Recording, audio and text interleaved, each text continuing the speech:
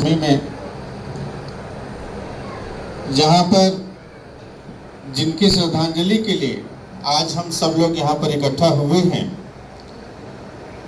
उनका इस मिट्टी से जीवन के आखिरी श्वास तक का रिश्ता रहा और आज उस कुटुंब परंपरा को उनके सभी शुभेच्छुक, उनके कुटुंबजन, उनके मित्रगण, दोस्तगण, परिचित अपरिचित, वो सारे लोग जिस आत्मशक्ति को और जिस आत्मशक्ति से पोषित होकर के अपने आप को समाज में पोषित रखने का भाव लेकर के जो लोग यहाँ पर आए हैं, वो सभी लोग आज बहुत ही महत्वपूर्ण समय पर अपने मजबूत उपस्थिति से इस बात का एहसास कराने में कामयाब रहे हैं कि जिस आत्मशक्ति के श्रद्धांजलि समारोह में, कार्यक्रम में, उस भावांजलि में हम आए हुए हैं, तो हमारा भी कहीं न कहीं उनसे गहरा रिश्ता है, गहरा प्रारब्ध जुड़ा हुआ है। शायद इसीलिए आज हम सब लोग यहाँ पर इकट्ठा हैं। लेकिन साथियों, जब कोई भी इंसान इस दुनिया से चला जाता है तो मानवीय सभ्यता की परंपरा रही है कि हम मान लेते हैं कि वो इंसान चला गया, लेकिन उसके जाने के बाद जब उसकी आत्मशक्ति आपको कदम कदम पर प्रेरित करती है, आपको रुलाती भी है, आपको हंसाती भी है, आपको जगाती भी है, तब आपको ये एहसास होता है कि जो पूर्वज हमारे थे हमारे साथ, वो गए नहीं हैं, वो हमारे आसपास हमारे साथ ही कहीं न कहीं मौजूद हैं। और जिस कुल परंपरा के लोग इसका एहसास कर लेते हैं कि हमारे पूर्वज हमारे में जिंदा हैं, तो वो पीढ़ियां हमेशा जिंदा रहती हैं, जिंदा दिली के साथ। समाज में कोई पीठ पर मिट्टी नहीं लगा सकता ऐसी पीढ़ियों को।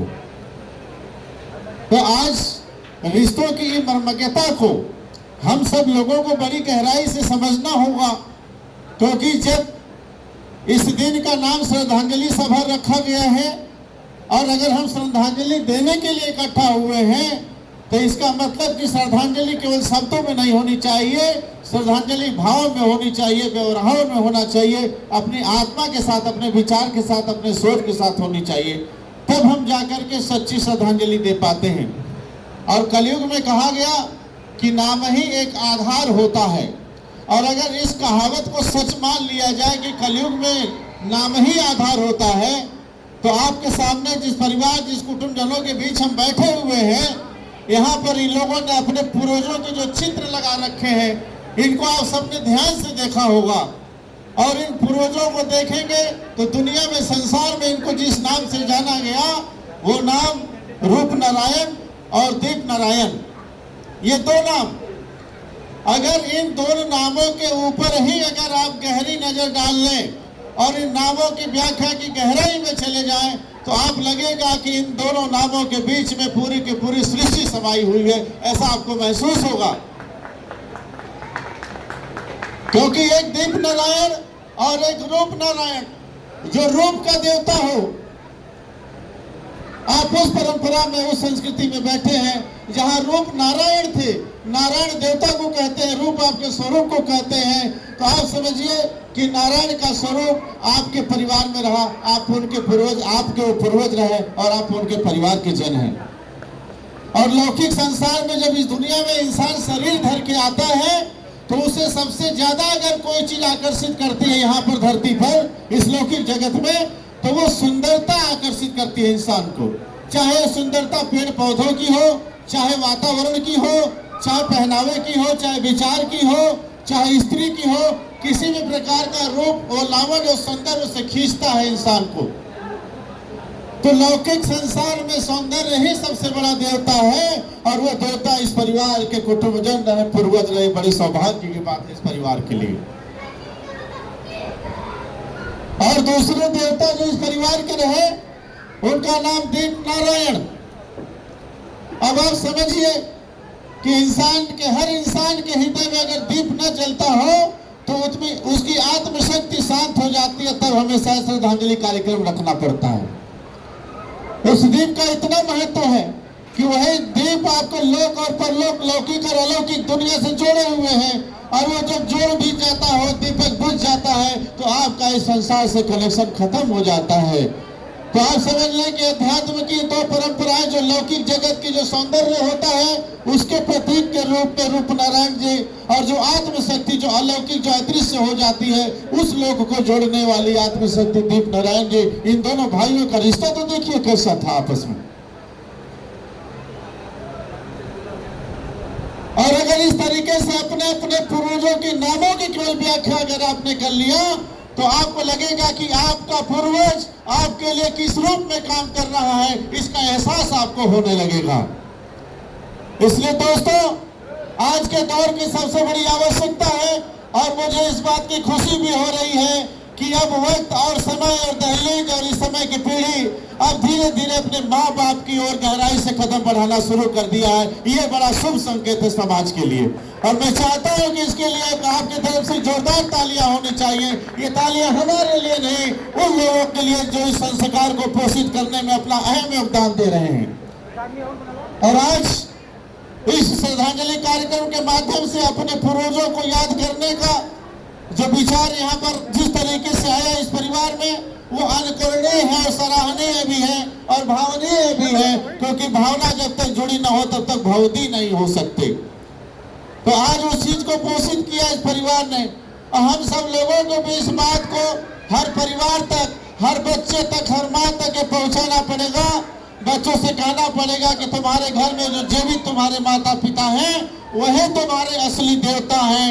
इन जीते जागते देवता को पूज लो, नहीं अगर यहाँ से निकल जाएंगे तो चित्र से चरित्र नहीं आएगा।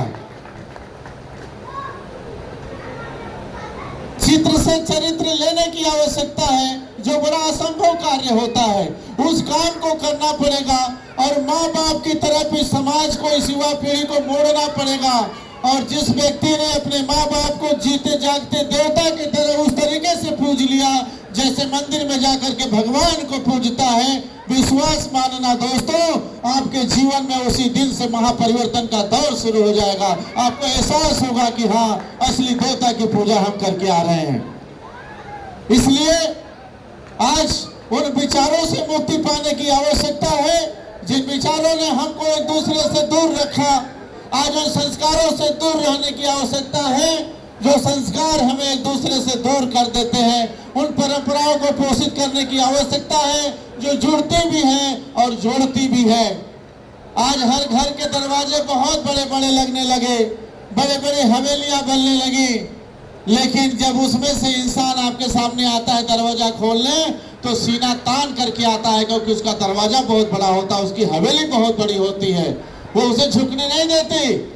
लेकिन जब हमारे गांव की परंपरा में, संस्कार में, जब हम गांव में रहते थे मिट्टी के घरों में, तो उसके दरवाजे बहुत छोटे हुआ करते थे, और उन दरवाजों से जब इंसान निकलता था, चाहे जितना भी बड़ा हो, तो उसका सर आपके सामने झुक जाता था और वो झुक करके आपका स्वागत करता था, आपका अभिनंदन करता था। तो आज बड़े हवेलियों के बड़े दरवाजों से मुक्ति पाने की जरूरत है, और मुक्ति पा करके पूरे संसार में एक बार माता पिता धर्म की स्थापना करने की आवश्यकता है। मुझे लगता है कि आज बेला देवी स्वर्गीय माता जी जो इस दुनिया में नहीं है, और बेला एक ऐसा खूबसूरत फूल है जो देवताओं को, देवियों को चढ़ाया जाता है खुशी के मौके पर। जब हम खुश होते हैं, हर्षित होते हैं, तो वो बेला देवी जो माँ के चरणों में हमेशा समाहित रही, आज मातृत्व भाव से इस कुटुंब को पोषित किया उसने, उनका बहुत बहुत आभार है, बहुत बहुत शुक्रिया है कि आज वो नहीं है, लेकिन उनके रूप में उनके पीढ़ियों के लोग, उनके बच्चे, उनके नाती पोते सब नजर आते हैं, तो लगता है कि आज वो भी हम लोगों के बीच में जिंदा है। इस तरह से हम अपने पीढ़ियों को मरने नहीं देते। लेकिन आज इस मौके पर